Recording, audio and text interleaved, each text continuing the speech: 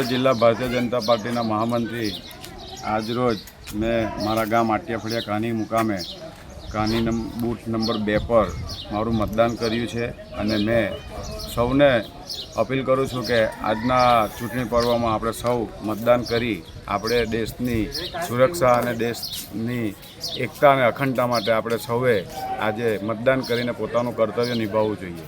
અને આજરોજ મેં દેશના વિકાસ અને દેશની પ્રગતિ અને દેશની સુરક્ષા માટે મેં આજ રોજ મતદાન કર્યું છે. તો સૌ આપણે બી મતદાન કરીએ અને મતદાન કરાવીએ અને આજનો મારો વોટ નરેન્દ્ર મોદી સાહેબનો વોટ અને શ્રી રામ લલ્લાના જેમણે 500 વર્ષ પછી આ શ્રીરામનું મંદિર ભવ્ય રામ મંદિર અયોધ્યા બન્યો છે એ શ્રી રામના નામે આ મત હું નરેન્દ્ર મોદીને આપું છું. જય શ્રી રામ, ભારત માતા કી જય.